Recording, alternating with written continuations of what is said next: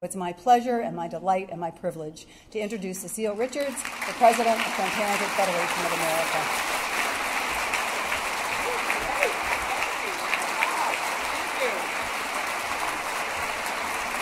Thank you so much, Kathy. It's such a total honor to be here to celebrate these 50 years on Planned Parenthood West and Northern Michigan.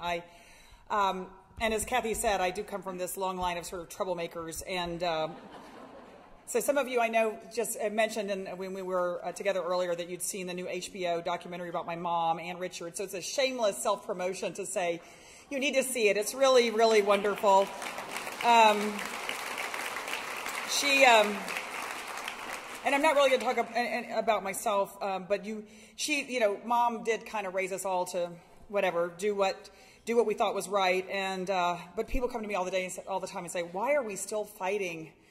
Or fighting again about things we thought were long settled. And she used to love to quote Edna St. Vincent Millay, who said, life isn't one thing after the other. It's the same damn thing over and over and over again. And she would be right here with us today. So in any case, and I will just a moment of personal pride. It's been great to meet so many mothers and daughters and sons and families, but I'm so proud. I have 3 kids, and my last one, Daniel, is he's graduating this Saturday, barring any unforeseen issues. He's graduating from Allegheny College in Western PA, but I'm proud of that. That was a big accomplishment. But the other is that he has spent the last 4 years on campus being the vice president of the reproductive rights group on Allegheny College campus. So I feel like that's probably my only chance to brag on Daniel before I see him this Saturday. It is really exciting, not only, of course, to be here for 50 years of this extraordinary affiliate, but also to celebrate 25 years of Kathy Humphrey's leadership. She has been absolutely amazing, and we're so grateful. She really has just given her life to making this organization this extraordinarily strong healthcare provider, an advocate, leader of teens, doing everything. And then, of course, the really successful Standing Tall campaign that she just completed. I want to thank all of you who were part of that. But I just hope you understand. I see Planned Parenthood CEOs all across the country. I can tell you, you are so lucky that Kathy Humphrey decided to give the last quarter century of her life to Planned Parenthood. So, Kathy, we are really grateful to you, and thank you for doing that. I also love it that we're getting to celebrate this anniversary here in Grand Rapids, which I believe is the hometown of Betty Ford. Is that correct? So I just have to say, boy, she was ahead of her time. A fantastic Planned Parenthood supporter. And so I just want to give it up to all the pro-choice Republicans who are here today. If you could give them, it's really so important. Thank you. Thank you. I believe we will live to see the day when women's health is no longer a political issue, and a nonpartisan issue. But it is, it has been a really tough time, as was mentioned. And I wasn't going to tell you this, but I will just say, because it's important to recognize, I think, true courage in tough times. And in 2010, when the House voted to defund Planned Parenthood, and by defund, what I mean is they literally were going to say no more women on Medicaid can come to Planned Parenthood. Not for abortion services. It had nothing to do with abortion. They couldn't come to Planned Parenthood anymore for family planning services, for cancer screenings, for well women visits. For many of these women, as it is in Michigan, we're the only doctor they'll see all year. And it was a very, very tough fight. We had to win in the United States Senate. We spent a lot of time, and I'm sure a lot of you did a lot of phone calling. And eventually we did, we won a 58-42 vote in the United States Senate.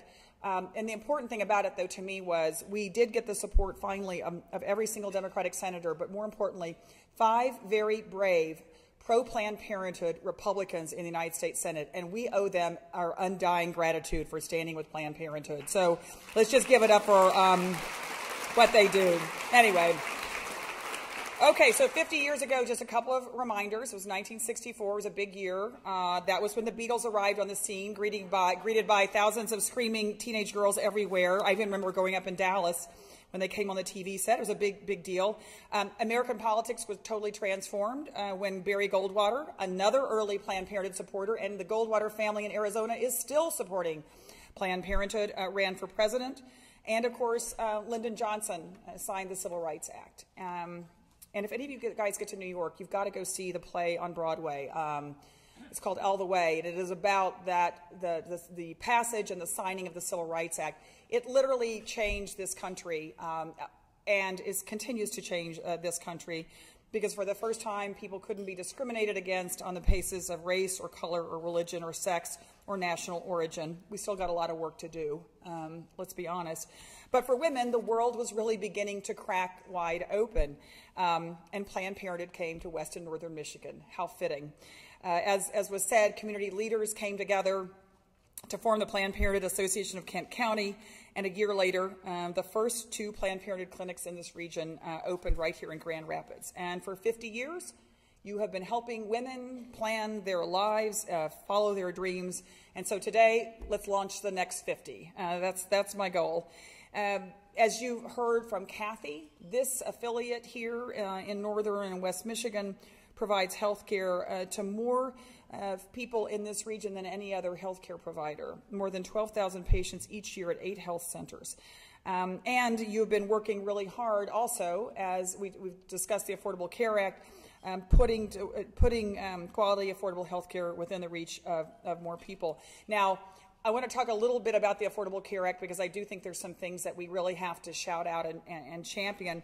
I am really proud that Planned Parenthood across the country actually did more than any nonprofit in the country to door knock and educate people that were eligible for health care under the exchanges and under the expanded Medicaid than any other organization. We knocked on more than 1.5 million doors from Michigan to Florida and everything in between. It was absolutely amazing. And here in Michigan, we actually knocked on more than 4,000 doors through Planned Parenthood Advocates of Michigan, spoke to more than 4,500 people, and ran community events and spoke on college campuses everywhere. This was really an enormous public effort, and I'm really grateful to all of you for being part of that. The experience of knocking on doors and talking to people about what was available to them was really even more poignant because we were wearing Planned Parenthood t-shirts. And so folks were, and I met with a bunch of the canvassers yesterday in Detroit, and they told me about what it was like to be in a neighborhood wearing a pink t-shirt that said Planned Parenthood and carrying the information and knocking on doors, and that people had all kinds of questions. In fact, one of the young women said she was walking down the street, she was door knocking in Detroit, and a man starts running after her and saying, "Are you from Planned Parenthood?" Well, she said, "Yes, I am." He says, "Well, do you all have emergency contraception?" And she said, "Well, yes, we certainly do." And he says, "Well, my girlfriend needs it like right now, actually." That's the kind of service we provide every day. So yeah, exactly. Thank you. And so she was able to give him a door, get him to the health center.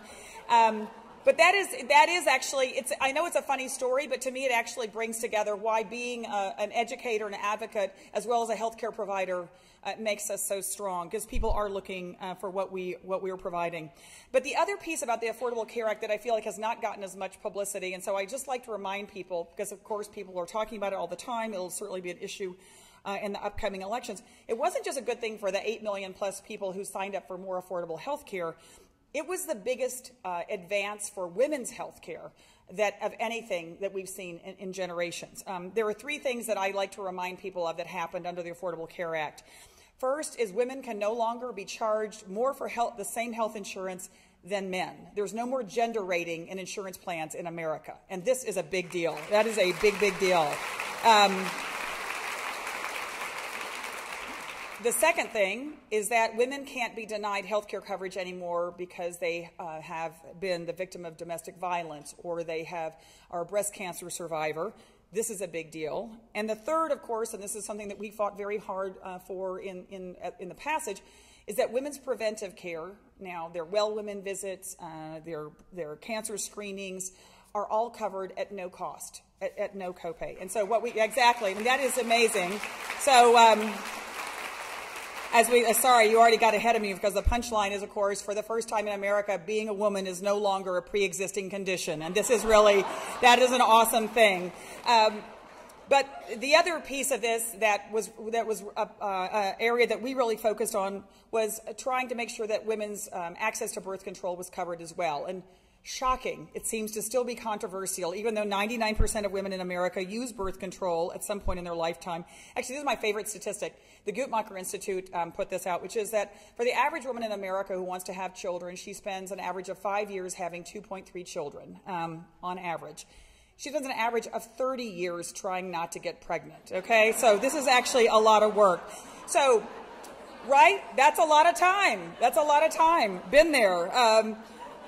So we thought, you know, this is the most basic preventive care that women get and need in their lifetime, so why don't we try to make it part of the Affordable Care Act? And one of our major campaigns over the last 3 years was to actually get this covered.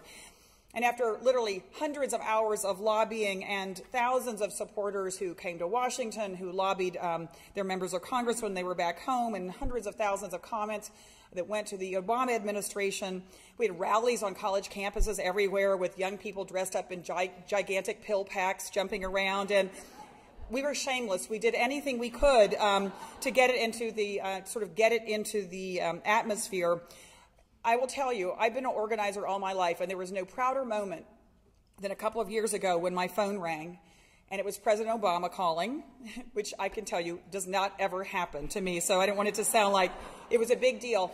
But he was calling to say that he was about to announce at the White House that for the first time in America, every single woman, no matter where they work, will now have access to birth control without any copay. This is absolutely revolutionary. This is equity. And that's justice, and that was worth fighting for. And I just learned, actually, last year, which was the first year that the birth control benefit was in effect, 24 million birth control prescriptions were filled with no copay. That saved women $483 million. So that's worth celebrating, and that's huge.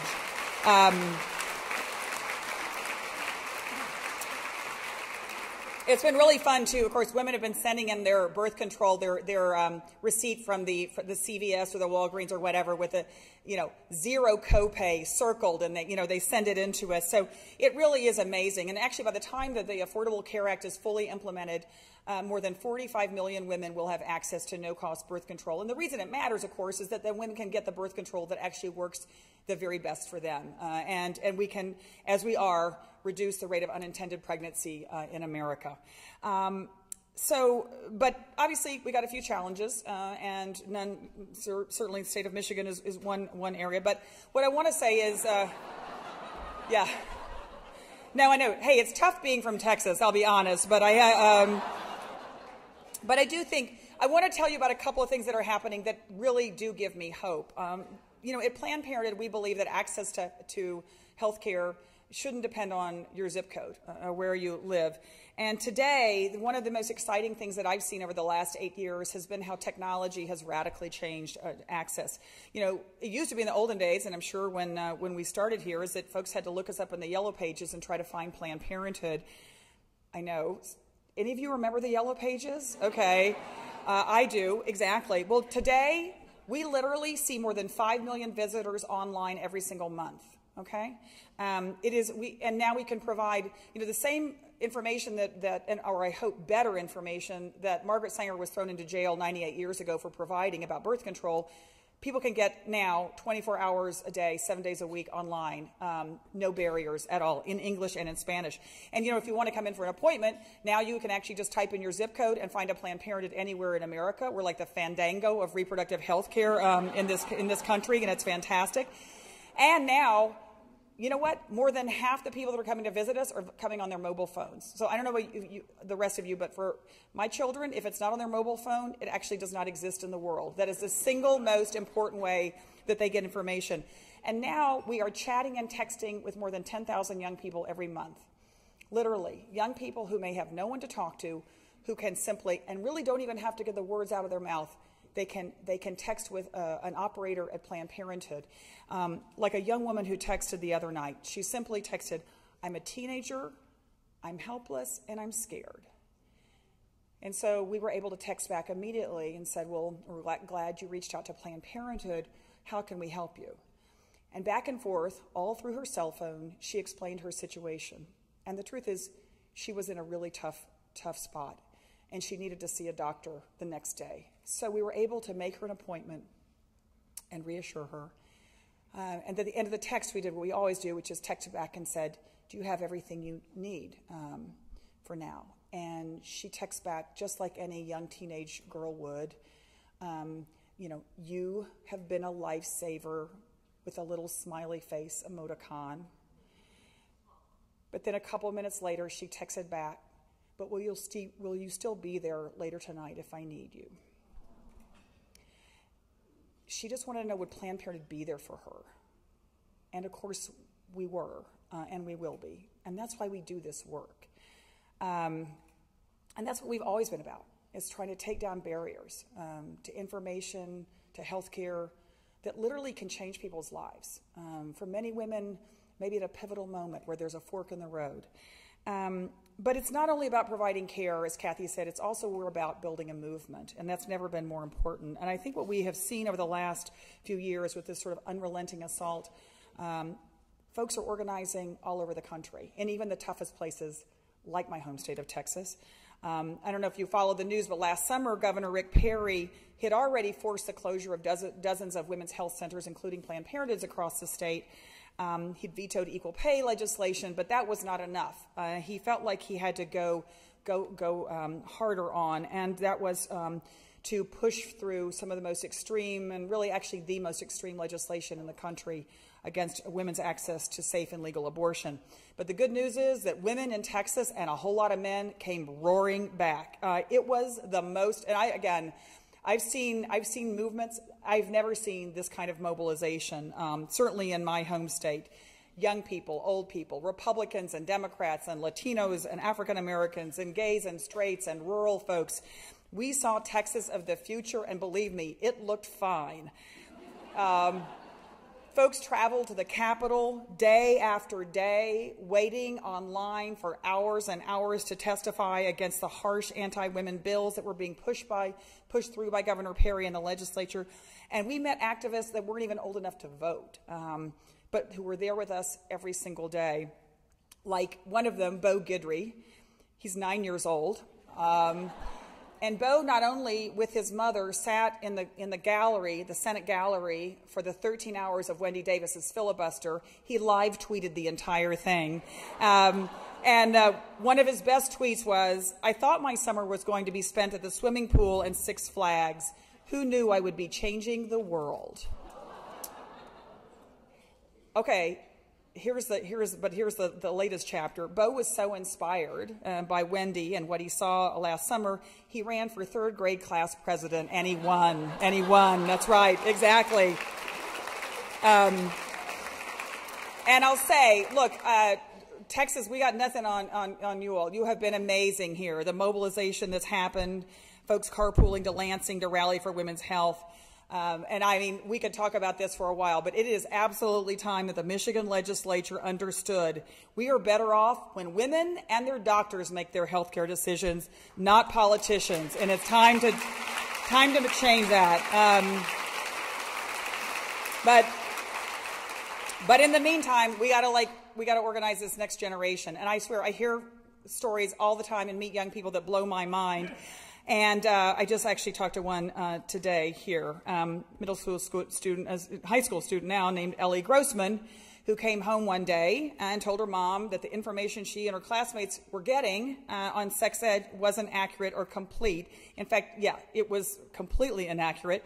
And Ellie was like not okay with that. And so it was right around that time that Ellie's mom, Stacy, had attended a Planned Parenthood event. In fact, I think it was this very lunch. And so afterwards, as Stacy tells it, she said, I headed directly for the information table at the Planned Parenthood event and said, help. So Ellie and Stacy made their case to the school district, convinced them to switch to comprehensive sex education, and brought in Planned Parenthood to teach it. And so today, Planned Parenthood of West and Northern Michigan provides sex education to every single student at Wyoming's junior and senior high schools. So, will you guys, you want to stand up? Stand up, Mom. Awesome.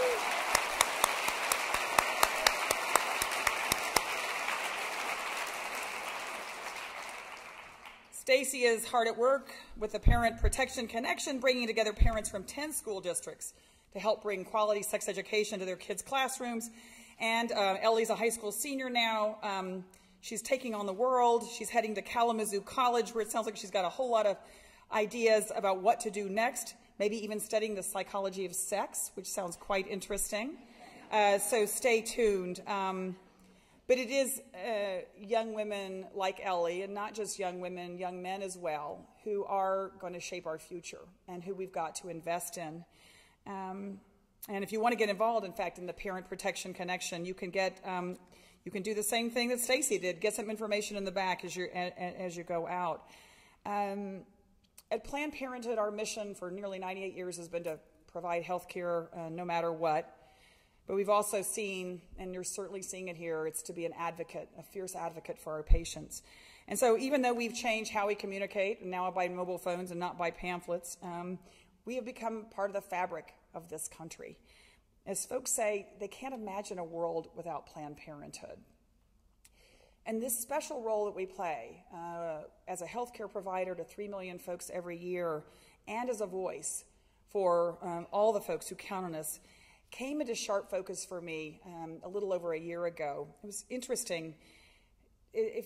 During the presidential election, the issue of women's health care, I mean, this issue has now burbled up enough that it was even part of some of the presidential debates. And that hasn't happened that I can remember in my lifetime. But during the second debate, with 66 million people watching, actually President Obama talked about Planned Parenthood. He talked about the care that we give, about the cancer screenings that we do, and all the women that we see. He talked about us 4 times, not that I was counting, but it was really quite amazing. So a few days later, a woman walks into our health center on the Gulf Coast Freeway down in Houston because she thought she'd found a lump in her breast. But it had been years since her last exam, and she didn't know where to go. So a Planned Parenthood clinician welcomed her and said, "So glad you came in. Can I ask who referred you?" And the woman said, "Well, I don't have a doctor, but I heard President Obama say on television the other night that Planned Parenthood does breast exams, and that's why I'm here." Yeah, and that's right. And today, she's why we're here. We're here for a woman in Houston who counted on Planned Parenthood and who's counting on her government and all of us to stand up for her. There are hundreds of thousands of women and families whose lives have been changed by all of you in this room. And this is just the beginning. Thank you for being here. Thank you for what you do. It's an honor to work alongside you. Thank you.